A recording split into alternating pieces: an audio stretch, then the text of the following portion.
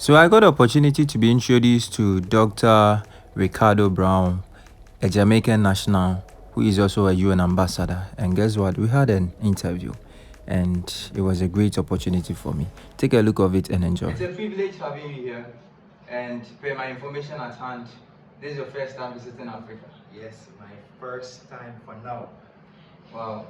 As I have to come back to ensure that this doesn't just be a one-time thing, But you're correct. It's my very, very first time touching the motherland, as we call it in Jamaica. Well, I see. And you decided to visit Africa. Yes. Why Ghana? Why Ghana? Well, the big event, the major reason why we're here is that my fellow ambassador, Professor Dr. Nicole Nugent, she had a coronation ceremony over by Asankari, where she has been installed as the new Queen Mother for that region. So because of the relationship I have with her, I saw it fit to come and lend my support to her and the team. I could not let her travel all this way and not have some support representing her from Jamaica, and also a fellow ambassador, and also a fellow minister of the gospel. So my wife, who is here with us, JC, she is with us, decided that we had to make this trip to support her. So that's the main reason that pulled us on this trip. There's some other things, but that's the main one. Well, that is amazing. And I have to be real, over these years, a lot of people are coming to Ghana, great personalities are coming to Ghana. But there's one thing that anytime when they come, they talk about our culture, our food. So far, how did you, see our food, our culture, the wonderful people of Ghana? What stood out to me from the very first day landing at the airport was the hospitality. People was continually offering to help. I remember when I came off the airport, I had to wait a little while for my driver to come because there was traffic around the airport, and persons walk up to me, hey, can I help you? Do you need a call? While we have to be cautious, the fact that they came and offered those kind of assistance, was really warm. When I go out today, it was in Kumasi as well. And as I walk around and meet people, they are just so warm and friendly. It reminds me of Jamaica, but I can definitely say the reception and the warmth and the hospitality is top notch. So that stood out for me first in Ghana. The food, the first night I came here, I had jollof rice. Never heard of it, and it is one of my favorites so far. There's another one, I don't remember the name of it. It has plantain in it. Can somebody help me with that name? No, it's not fufu, it's the other one, Wachi. Wachi, yeah. That's the one where you roll it up together with plantain and meat, and that's good. So I tried that one, I love that one too. So those are the two that stood out to me. The other things, but those two kind of stood out to me so far. Wow. I believe there are so many African countries, but people always decide or choose to visit Ghana. And trust me, if there is any opportunity to also visit Africa, we will say Ghana is always a win. And anytime you come in, we welcome you and we embrace you. So what are some of the things that, as part of your activities, the people of Asanka also benefited from your island? Wow. What stood out to me, because there are many things. The culture is different than Jamaica. The ceremony, the protocol that needs to be observed. The dressing, I forgot to tell you, I bought my kente. So I dressed properly when I went there. I wasn't dressed in suit like this. I'm dressed like this now because I'm going out to preach in another 30, 40 minutes. But I actually was wrapped up in my kente. I had all my jewelry, my banners, I had all my slipper, my Ghana design slippers. I was fully decked out in Ghana attire. So that was very impressive. I really enjoyed that. And just to go there and sit and watch the entire proceedings, the representative from the king came and just look at how they danced, the drums. Remember in Jamaica, how they use the drums, it was just a fantastic ceremony. And what stood out to me with that visit though, my friend, is after we finished the coronation, they took us to Asankari Technical Institute, and we met the vice principal and the principal. And they would have asked me just to give them an encouraging talk, and I was very amazed. I feel very heartwarming to see the reception of the students. And the principal would have told us some challenges that they're having at the school, and we are committed, not just to talk, but we're committed that we are going to tangibly play a part to help the welfare of that school. And it has already started. We have got nothing boys, some of the things they want. And I'm proud to say that I have laid down the first, I won't say the amount, but I've laid down the foundation amount to at least get that work going, just to lead from the front. And as you know, we have an ambassador here. You'll hear from her shortly. She don't talk, she walk.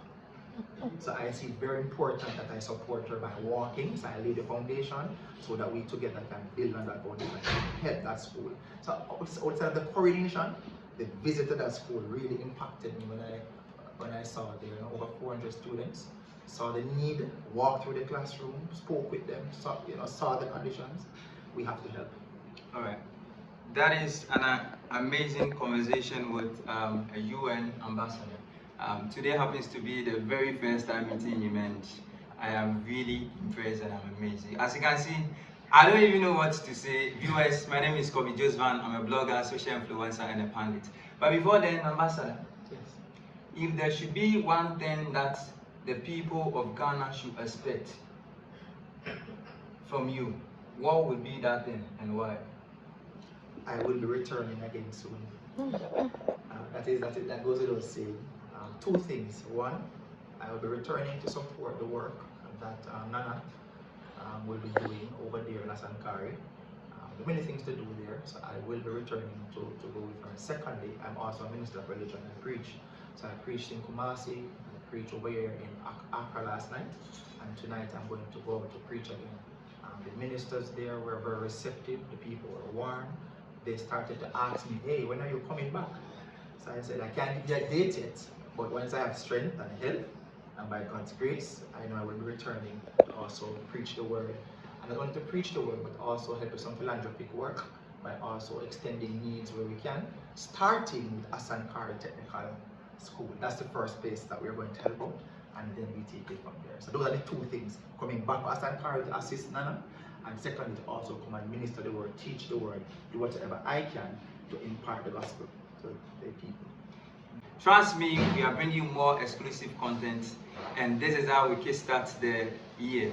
I want to seize this opportunity to say a very big thank you for you making time with me, and also to everybody who joined to make this interview possible. To Queen Mother of Ekumfi Swedru, I really appreciate everybody behind this for making this thing possible. Whenever you want to visit Africa, there is no better place to visit than to come to Ghana. Ghana is home, Ghana is yours, and you're always welcome. Thank you so much. Keep visiting us, and we always embrace you and accept you. We are one. I think we have a history with the Jamaicans, and we have so many things in common. Can I tell you, driving around, the amount of stickers of Jamaican flag I see on the vehicle, you can't tell me I'm not in Jamaica. What's happening over here with that? Like every truck, every car, at the back there's a sticker with the Jamaican flag. So there's clearly something here. And not to mention the place how it looks. So like in Jamaica, you have the city area, the country area, same thing in Ghana. You have the city build, a high-rising building like Kingston, then you have the country area. I won't call those names, but Jamaica don't like when you call your place country. So I won't call it, but it has the country look. So it's very similar. The people are similar, the cities are similar. I am waiting to explore more. Tomorrow I'm going to Cape Coast. Sure. Yeah, I'm going early in the morning, so I'm looking forward to what kind of history I will learn about our ancestry there.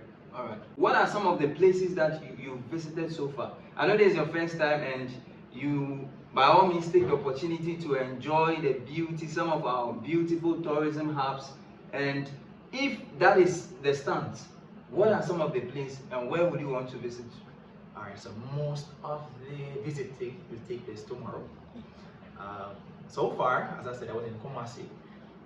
We went to visit the Deputy King. That's the gentleman who is the deputy to the Ashanti King. We went to his humble abode. We went to the office of the Prime Minister. We met with one of his representatives. We went to the consular in Accra. We met Isaac, is his name. Don't remember his full name, Honorable Isaac.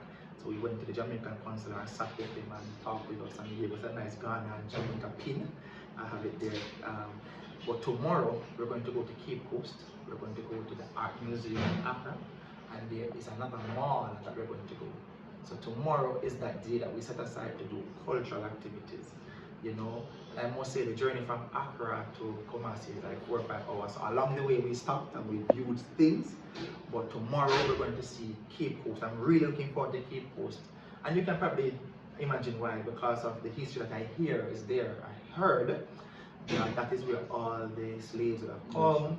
They would package, set them up and put them on the ships and send them off to the different countries. You know, as a Jamaican, as a Caribbean man, those things hit at your heart because it's a reality. I really think it's necessary, if I really come this far, to stop there and really just stand on the same ground that my ancestors would have stood on and just feel the history and hear what really took place there. So I'm looking forward to that tomorrow. So I hope I can get to tell you more after that visit. Sure. And I think we will also be privileged and be grateful, being part of your teams also. Come out with some of the exclusive contents. Yes. I believe you are enjoying Ghana, and the people of Ghana too should know some of the places and some of the scenes, and also use our platform to also project some of the good things that we do. This slavery story, you being a black, anytime you hear that story, what comes into your mind? Pain, suffering, anguish, hurt. Those are some thoughts that screams out at me. And no matter where you are in this world, the fact is that it happened. So I don't support the culture that want to stifle or restrict us talking about it. It happened, and we have to acknowledge that. And that's why I think Ghana, as I hear my ambassador said, it is the gateway into Africa. Sure. And I think one of the reasons why it's called the gateway into Africa is because of that same Cape Coast. So I believe that's what comes to mind. Pain, anguish, suffering. But we have to learn to move on. We have to learn to forgive. We have to learn that we're here now, today, 2024. And what do we do today with what we know for the future ahead?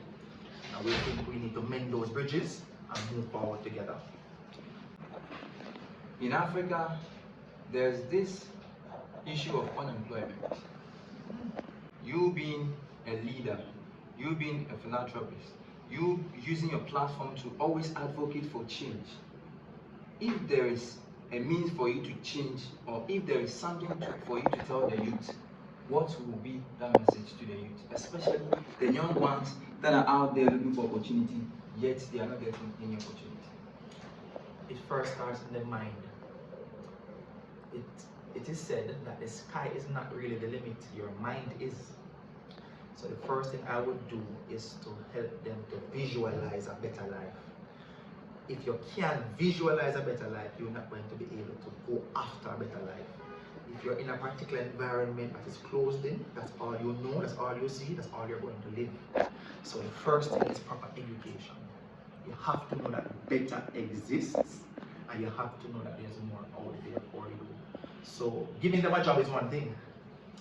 Having them earn money is one thing. But what you're going to find is that when you earn, it's like you're going to have it in bags with holes.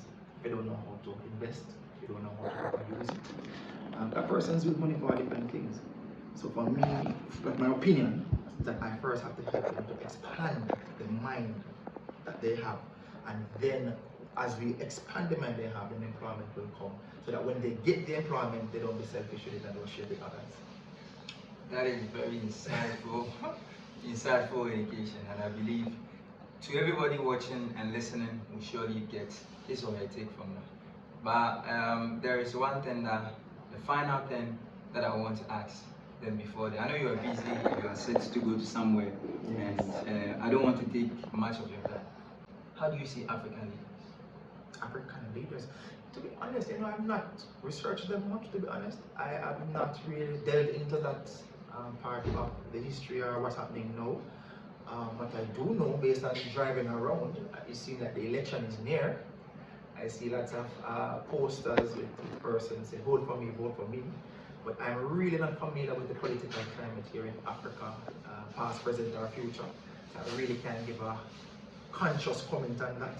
What I do hope is that the people here are properly represented. I do hope that the people have a voice, and I do hope that whosoever becomes the leader will indeed put action to the voice of the people. That's my aspiration. But I really can't comment on what is happening now, to be honest. That's good. That is very insightful. I'm really impressed. And I want to use this opportunity to say a very big thanks to you. Thank you, man, for giving me the opportunity.